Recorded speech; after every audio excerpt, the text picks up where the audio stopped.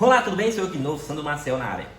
E hoje eu vim falar a respeito de salvação, mais especificamente a respeito de salvação pelos cristãos.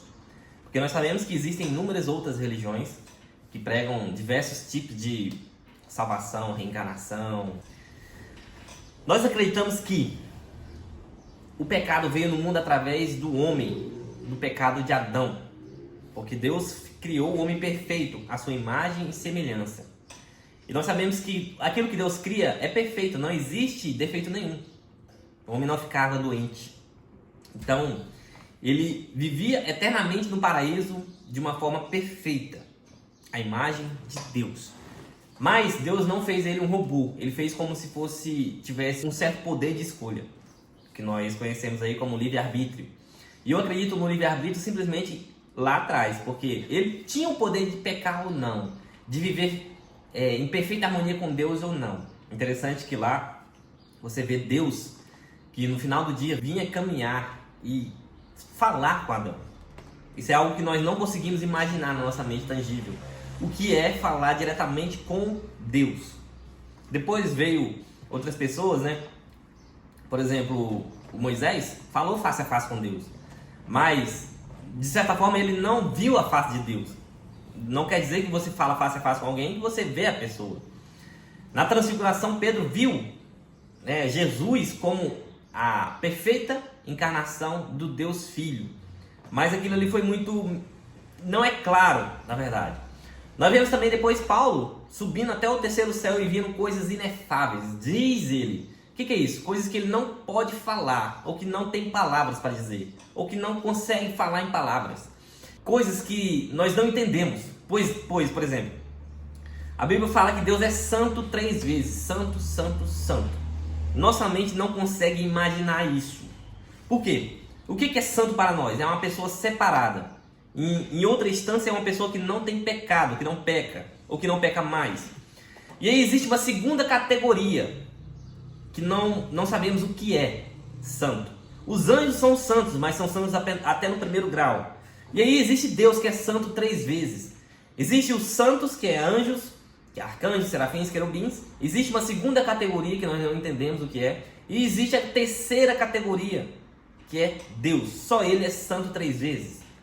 E aí, partindo disso daí, com o pecado de Adão, Adão não pode mais viver no paraíso. Não pode ter mais comunhão com Deus. Adão agora tem que morrer, porque se ele continuasse ali, ele teria que ir para o inferno, no lago de fogo, num lugar que foi feito para os demônios, que se rebelaram contra Deus, que pecaram na eternidade. Por isso que o inferno é eterno. E aí, a maioria das pessoas, principalmente os não cristãos, eles não acreditam nisso, então eles ignoram esse fato. Não é algo tangível. As pessoas são mais incrédulas, eles só acreditam naquilo que vem. E o inferno não é algo que você consegue mensurar, precificar, vislumbrar. É um sofrimento eterno, um sofrimento muito grande. É assim como Deus também.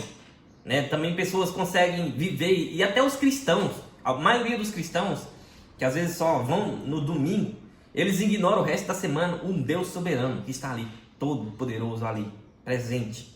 É um Deus que vive, é um Deus que reina. E porque ele se permitiu viver no anonimato, ele se permitiu viver como as pessoas o ignorassem, aparentemente ele está meio passivo, então aparentemente ele não existe. É uma crença, como os filósofos dizem, Deus é criado pelo homem. É uma mente, porque o homem não consegue viver sem uma crença. Ele tem medo do que vai encontrar na morte. Mas aí tem a questão do cristianismo, e eu apelo para a posse de Pascoal. O que é isso? Se eu acreditar em viver segundo a Bíblia e for mentira, o que eu ganho? Nada. Mas também não perco nada. Mas se for verdade, eu ganho a salvação eterna. E se eu não viver conforme a Bíblia, eu vou para o inferno. Isso é muito ruim, porque você não tem uma segunda chance. Segundo a Bíblia, o homem está posto a morrer uma vez. Depois disso, o juízo. Não tem segunda chance, não tem segunda opção. Partindo daí, nós vemos que no Antigo Testamento, você vê que há sacrifício de animais, de cordeiros. O primeiro sacrifício foi quando Adão caiu. Deus desceu e matou com as suas próprias mãos o animal. E com suas vestes vestiu Adão e Eva. Porque senão Deus tinha que matar Adão e Eva. E aí, no lugar disso, matou um animal. E aí, sucessivas vezes, nós vemos animais morrendo no lugar de pessoas para cobrir o pecado das pessoas. É como se fosse uma intercessão, é como se fosse uma sombra. Mas estava ali uma palavra lançada por Deus. Ele prometeu que o cordeiro estaria imolado antes da fundação do mundo. Deus não perdeu uma batalha, podemos dizer assim. Deus não perdeu o controle, ou Deus não perdeu uma guerra, não. Ele sabia que iria acontecer. Ele era onisciente, ele era onipotente, ele era onipresente. Mas só que ele tinha um plano B. Ele tinha uma segunda opção, que era Jesus Cristo, o seu Filho unigênito, que tira o pecado do mundo. Foi isso que João Batista disse quando viu Jesus. Eis o Cordeiro de Deus, aquele que tira o pecado do mundo. No Antigo Testamento, os animais apenas serviam para cobrir o pecado, porque Deus não poderia olhar para as pessoas e ter comunhão, e ter compaixão, e ajudar, e agir com graça com o pecado. Desde a humanidade, desde que Adão e Eva, e as pessoas ficam falando assim, porque o mundo está ruim, porque as coisas acontecem com pessoas boas, entre aspas. Mas sempre houve dor, sofrimento, miséria, morte, doenças, sempre houve. Desde que Adão caiu, pecou. E aí, para Deus não triturar, fulminar as pessoas, existia um sangue dos animais para cobrir esse pecado. Mas apenas cobrir, o pecado ainda continuava ali. Mas como um mistério que nós não conseguimos entender, o Filho de Deus veio, Jesus Cristo, numa idade perfeita, numa época perfeita, desenhada, cumprindo todas as profecias dos profetas. Nasceu no lugar que os profetas falaram, nasceu em Belém. E depois cresceu em Nazaré e morreu em Jerusalém. Ele cumpriu todas as profecias para que o homem pudesse ser salvo. Ele morreu numa morte terrível, numa morte de cruz. Nós acreditamos que Jesus é o Salvador. Ele é o único que pode nos salvar através dele. Ele é um presente. E aí, a partir daí que eu vou começar esse vídeo. A doutrina da salvação fala assim, Efésios 2. É porque a salvação é mediante a graça e a fé em Jesus Cristo. E isso não é de obras, mas pela graça. É um dom, é uma dádiva, para que ninguém se glorie. O que é isso? Você não coopera com a sua salvação. Você não contribui com a sua salvação. A partir daí, a salvação é um presente, é uma dádiva. Então, todo o ensino que prega que a salvação é Jesus e mais alguma coisa é uma anátema. O que é isso? Paulo fala sobre isso. Seja maldito todo aquele que prega outro ensino. E é uma seita que nós conhecemos, como algumas igrejas falam. A salvação é através de Jesus, mais uma outra coisa. Por exemplo, os adventistas pregam que o sábado é necessário, pregam que a devoção a uma certa sacerdotisa, Ellen White, é necessária. Os católicos pregam que apenas o Jesus não é suficiente, tem que venerar Maria, tem que venerar os santos, tem que fazer isso, tem que fazer aquilo outro. Isso é uma seita. Os testemunhos de Jeová falam uma outra coisa, os mormons outra coisa, os espíritas falam de obras, que você tem que fazer boas obras para ser salvo. E não. É só Jesus Cristo. Toda vez que você traz outro ensino para justificar a salvação, além de outra coisa que não seja o sangue de Jesus, você está diminuindo o sacrifício de Jesus. Você está dizendo que o sacrifício de Jesus não é suficiente, que Deus não aceita o sacrifício de Jesus. E a prova que Deus aceitou o sacrifício de Jesus é que Jesus ressuscitou. Paulo fala que se Jesus não tivesse ressuscitado, a nossa fé era vã, era inútil. Não haveria nenhuma salvação para nós. E aí eu quero defender essa tese aqui, que você pode ser salvo. E aí, uma vez que eu entendo isso, eu não tenho mais medo, eu não tenho mais... Por isso que às vezes a gente pergunta assim, você pode perguntar, por exemplo, um católico, se ele é salvo. Ele simplesmente, às vezes, por conta de parecer humilde, ele fala, não sei, né, temos que ver e tal. Isso parece humilde, mas não é isso, é arrogância, porque ele acha que ele contribui para a salvação, ele acha que ele consegue se salvar a si mesmo.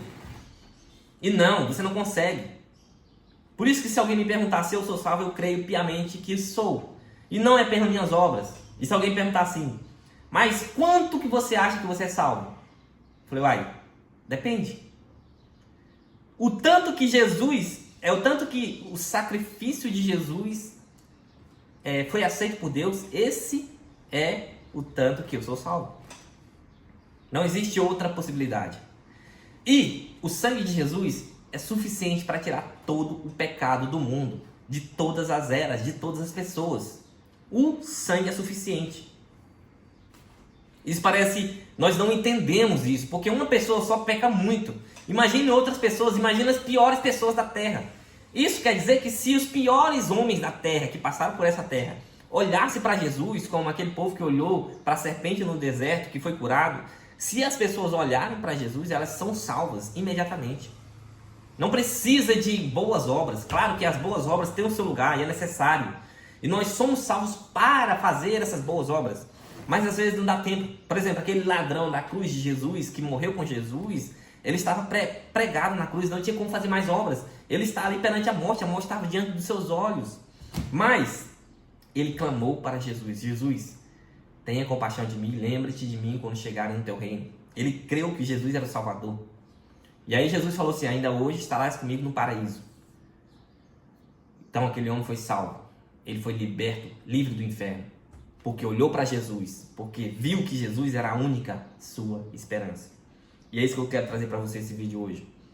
Não importa se eu sou bom ou não, não importa se as minhas obras lá atrás, porque eu fiz coisas erradas sim, muitas coisas erradas, mas se eu for olhar para isso, eu não consigo viver o propósito de Deus, eu não consigo apregoar o Evangelho. Jesus falou assim, ó: sede minhas testemunhas. O que é isso? O que é essa testemunha? Eu estou sendo uma testemunha de Jesus aqui. Eu estou dizendo que a salvação não tem nada a ver comigo. Tem a ver com Jesus, com o sangue e o sacrifício perfeito de Jesus. Porque Ele é o Cordeiro de Deus. Perfeito, sem mácula, sem pecado. Ele não pecou. Ele é o Filho de Deus. Na Trindade. Nós não entendemos isso. Nós não conseguimos especificar isso. Quer dizer, você quer entender? Você imagina a eternidade. Você não consegue perceber o que é isso, a eternidade. A eternidade é um lugar que é um tempo que vai e nunca termina. Você não consegue mensurar isso. Sua mente não tem capacidade para isso. E aí a Bíblia fala que nós vamos passar a eternidade louvando Deus, tentando entendê-lo, tentando adorá-lo. E nós não vamos conseguir, nunca vamos conseguir esgotá-lo. Então Deus é um Deus eterno. É uma beleza infinita. É uma graça infinita. Então, eu trago aqui alguns versículos. Por exemplo, João 14,6 diz, Jesus fala com a boca dele, falou: eu sou o caminho, a verdade e a vida. Ninguém vai ao Pai se não for por mim. Então tem pessoas aqui, pastores, apóstolos, discípulos, padres, sei quem, que falam que eles são pontes, eles que falam com Deus, né? É igual profetas. É por isso que aquela seita dos mormons nasceu de um suposto anjo que apareceu por um profeta falando que a salvação precisava de alguma outra coisa. E aí precisava que ele fundasse uma religião para que falasse isso a outras pessoas. Ele não, nada disso. A obra já está consumada. A Bíblia não precisa ser acrescentada, não precisa ser melhorada, não precisa ser reformada, não precisa ser atualizada. Ela já contém a boa, perfeita vontade de Deus. Ela já tem a palavra de Deus. Tudo aquilo que passa daqui é anátema, é heresia, é seita, é do diabo. É o diabo que cria essas coisas. É o diabo que confunde, porque se ele cria sofismas, mentiras, ele consegue desviar as pessoas, o foco das pessoas. E aí as pessoas têm que fazer alguma outra coisa para ser salvo. Ah, Sandro, mas então quer dizer que eu posso fazer o que eu quiser já que eu sou salvo? Bem, se você tem esse pensamento, então você não é de fato salvo. Porque a pessoa que lá tem o coração para Deus, inclinada para Deus, e sabe que Jesus quer que você seja uma pessoa que cumpra, né, a sua vontade. A vontade de Deus não é que você viva no pecado. O pecado agora não é mais um estilo de vida, mas um acidente. O que significa isso? Eu não sou perfeito. Eu escorrego, eu falho. Eu sou um pecador miserável. Mas isso não pode ser um estilo de vida. Isso tem que ser um fruto de arrependimento. Uma vez que eu tenho a consciência de que eu falhei, que eu pequei, que eu entristeci o Espírito, eu tenho que me arrepender. Meu coração é para Deus. Não, Deus não gosta disso. É a mesma coisa que você tem um pai, se você ama ele, você não vai querer entristecer o coração dele. E uma vez que eu entendo isso, Eu não vivo mais no pecado. Pecado não é meu estilo de vida. Eu escorrego, tal, mas eu me arrependo, eu volto. Então, se eu tenho esse coração, uma vez que eu não faço isso para agradá-lo, eu faço isso porque Ele me salvou, que Ele é o meu Redentor, Ele é meu Salvador, Ele é meu Deus, o meu Senhor. Então, a partir disso, eu entendo que não tem nada a ver com minha salvação. Tem Atos 4:12. Olha só. E não há salvação em nenhum outro, porque debaixo do céu não existe outro nome dado entre os homens, o qual importa que seja salvo. Só Jesus Cristo. Só Ele. Só através dele. Só por Ele, para Ele, por meio dele são todas as coisas. O nome de Jesus é o maior nome que existe na Bíblia. Não existe outro. É só por Ele, para Ele. Então, entenda isso. Entenda que é só através de Jesus Cristo. E aí você defende uma placa de igreja, um ensino deturpado que transcende o que a Bíblia fala. Não, para que isso, vamos ficar só com o que a Bíblia diz. É só através de Jesus Cristo. E aí, você vai ver o livro de Atos, os evangelhos também, você vai ver as cartas de Paulo, é só falando isso. Olha, irmãos, vamos viver o que a Bíblia prega, vamos apregoar o nome de Jesus. Vamos engrandecer o nome dele, porque vai chegar um dia que toda língua vai falar que ele é o Senhor. Até o diabo vai falar, não, realmente ele é o Senhor. Até os demônios, até as piores pessoas da terra. Todo joelho vai se dobrar perante o Senhor Jesus Cristo. Todo joelho. Está lá escrito. E vai ser cumprido, não tem como. Então quer dizer que os piores homens da terra, até os incrédulos, até os mortos, vão ressuscitar para ter o seu juízo. Aí eu volto àquela questão que o mundo está bagunçado, que tem morte, doenças, crianças morrendo de fome, sendo estupradas. Realmente, o mundo é muito ruim, é muito triste. Acontecem coisas terríveis, terríveis, terríveis. Mas isso é temporário. É como se fosse, comparado à eternidade, isso não é nada, nada, nada. O que é 100 anos aqui na Terra? Nada, não é nada. O que é 100 anos comparado a 1 bilhão de anos? 1 bilhão de anos, de séculos, de milênios? Não é nada.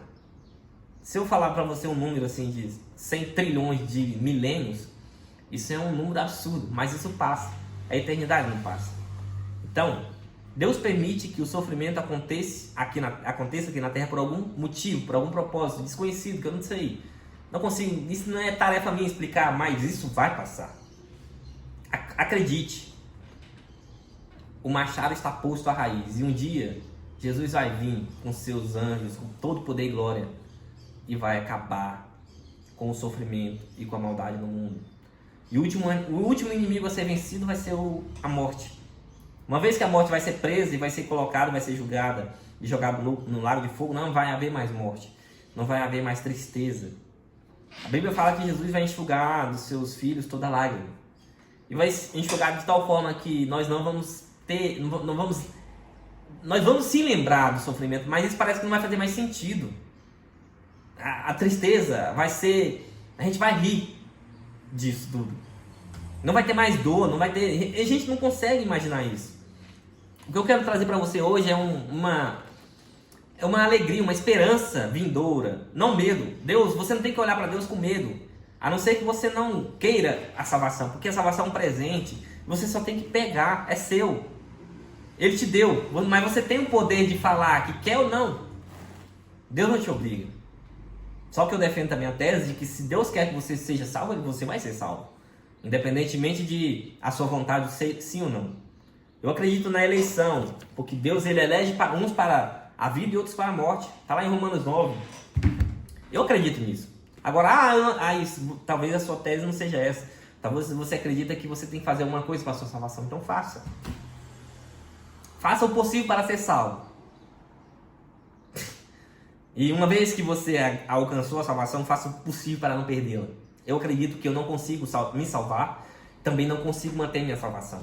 Se a salvação dependesse de mim, eu estaria totalmente perdido. E às vezes eu oro, Deus, não desista de mim. Não deixe de olhar para mim. Porque só isso, eu só me apego nisso. É só nessa verdade. Porque se não fosse isso, se eu dependesse de mim para ser salvo, eu estaria totalmente perdido. A minha esperança estaria acabada, aniquilada. E a maioria das religiões hoje no Brasil e no mundo É isso. É o homem se esforçando para alcançar até Deus, para chegar até Deus. É como aquela torre de Babel, que os homens queriam fazer uma torre tão grande que chegasse até o céu. Mas você não pode chegar até o céu. Você não consegue. Isso é totalmente impossível, humanamente falando. É Deus que chega com sua mão forte e vem até o homem e resgata-o. A sua salvação não é como se você estivesse nadando no mar e levantasse a mão para uma corda de um helicóptero para te salvar. Não. Você está não apenas nadando, você está morto no fundo do oceano. Deus vem, te pega, te tira do fundo do oceano e te ressuscita. Você estava morto. Morto, o pecado mata. O salário do pecado é a morte. O pecado simplesmente tira tudo aquilo que Deus colocou de bom no homem. O pecado é algo terrível. O pecado é algo que eu não consigo nem imaginar, nem precificar. Mas Deus tira isso. O poder dele é maior. O sangue de Jesus é maior do que tudo aquilo que você imagina. É maior até do que o pecado, do que a morte. Então é isso. Mais ou menos isso que eu queria trazer para você hoje. De vez em quando demora, né? Mas eu quero ser mais presente aqui. Porque eu acredito que esses vídeos vão ficar depois que eu for. E que de alguma forma isso vai fazer diferença na vida de alguém. E talvez esse vídeo seja o mais importante de todos que eu gravei. Talvez não. Porque está em xeque a sua salvação. Não é o estilo de vida. Não importa mais o que aconteceu. Não importa o que vai acontecer. Importa se você é salvo mediante a fé em Jesus Cristo. Se você tem essa consciência de salvação. Só isso que importa. E eu falei a respeito de acrescentar ou tirar da Bíblia. Em Apocalipse 22 fala que se alguém acrescentar ou tirar uma vírgula que seja da Bíblia, é maldito. E ele vai pagar muito caro por isso. Ou seja, aquelas pessoas que criam uma seita, uma religião, que fala que Deus é... Não, o sangue de Jesus não é suficiente. Que ele não é suficiente para você ser salvo. Essas pessoas vão ter um castigo diferenciado. Não tem salvação para elas, não tem perdão para elas. Claro que, não estou falando se tem. Se elas olharem para Deus e se arrepender, claro que tem. Mas é muito difícil. Em Romanos 5 fala que se nós somos justificados por Deus, nós temos paz com Deus. Porque nós acreditamos que o nosso pior inimigo é o diabo, mas não é o diabo. O diabo é um servo, é um escravo. É um escravo de Deus. O nosso pior inimigo era Deus, porque a ira de Deus é pior do que qualquer coisa que você imagina. O inferno e o lago de fogo foi criado por conta da ira de Deus. Não foi o diabo que criou o inferno, foi Deus. Então a ira de Deus é uma coisa que também nós não conseguimos imaginar. Nós não conseguimos imaginar um Deus todo-poderoso irado. Não conseguimos. E a ira estava sobre nós. O mesmo castigo que o diabo tinha, ou teria, ou tem que passar, nós também tínhamos que passar. Era o lago de fogo e enxofre.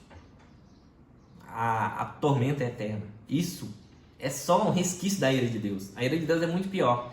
Então, o sangue de Jesus, o sacrifício de Jesus, perfeito, nos tirou da ira de Deus. É coisa que também não conseguimos imaginar. Eu não consigo te falar o que é isso, o que é ira de Deus. Não consigo. E aí, por conta de Jesus, agora nós temos paz com Deus. Nós podemos agora chegar até Deus. Nós podemos orar, falar com Deus. Nós podemos ter comunhão com Deus. Aquela comunhão que foi tirada de Adão lá atrás. Só que não é daquele jeito ainda perfeito, porque nós não vemos Deus face a face. Nós não temos Deus, aquela presença perfeita. Nós temos uma certa presença. Em alguns lugares, por exemplo, em alguns movimentos, a presença de Deus ela é palpável. Por exemplo, aquele movimento que teve na Rua Azusa. A presença de Deus era tão forte ali que as pessoas não conseguiram ficar em pé. Então, em alguns momentos, em determinado momento da história, a presença de Deus se manifesta de tal maneira que as pessoas veem e falam, não, Deus está aqui. Mas também tem aquela presença que não é manifesta. Por exemplo, a Bíblia fala que onde 2 ou mais estiverem reunidos em meu nome de Jesus, ali estarei. Mas às vezes você não sente. Não significa que a presença de Deus está ali e você sente. E talvez a salvação não é aquela que você deixa de sentir ou sente. Entendeu? Mas nós temos paz. O que é isso? Nós temos que viver em paz. Não ter medo da ira de Deus. Não ter medo da perdição, da morte. Eu não tenho medo da morte. Por mais que às vezes eu digo assim, né? Falo assim, a morte para mim é lucro. É lucro. Morrer para mim, claro que eu amo muito, eu amo a vida. A vida é muito boa, por mais que alguns momentos não sejam. E eu também não estou passando por um momento bom na minha vida. E eu passei por um deserto terrível esses dias, uns tempos atrás. Terrível, terrível. Muito ruim, passei por um divórcio, minha vida praticamente desmoronou. A única verdade que eu me apeguei é essa, é a salvação em meio ao sacrifício de Jesus. Se não fosse isso, eu estaria completamente perdido. Não existiria para mim nenhum propósito. Eu perdi o senso de justiça, o senso de propósito. A única coisa que eu me apeguei em Deus é essa verdade. Eu busquei onde está, por isso que eu falei com o colega meu esse tempo atrás. Onde estão vendendo Deus, entregando Deus, falando de Deus, eu vou. Por mais que eu tenha uma minha ideologia a respeito de salvação, de ensino, de Bíblia, né? Por exemplo, calvinista, arminianos, às vezes eu vou nos dois.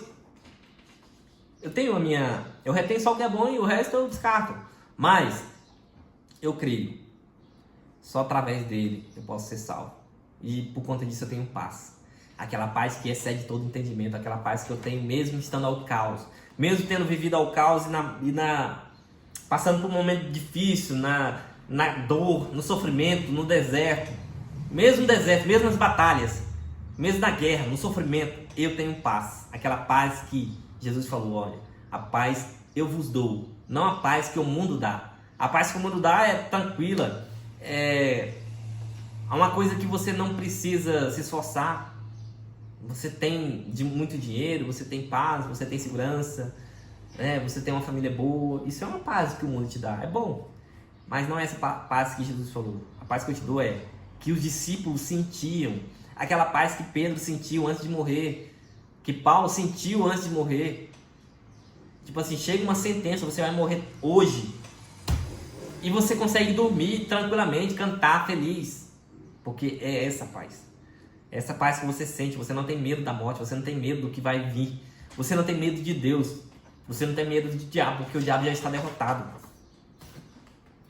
E aí finalizo com essa frase: porque Deus amou o mundo de tal maneira que deu seu único filho, para que todo aquele que nele crê não morra, mas tenha a vida eterna.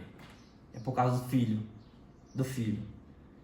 Ignore tudo que eu disse talvez até aqui, mas fica com isso. É só o Filho de Deus. O sangue de Jesus é suficiente para que eu e você seja salvo e o mundo inteiro seja salvo. Basta que você queira ser salvo. Basta que você queira esse presente. É só através do sangue. Creia nisso. Busque essa verdade. Quando você lê a Bíblia, olhe para Cristo. Veja Cristo lá. Ele está desde do início até o fim. Desde a primeira página de Gênesis até a última página de Apocalipse, Jesus está lá. É palpável, está ali. É só nele, por ele, para ele são todas as coisas. Fica na paz e é isso aí.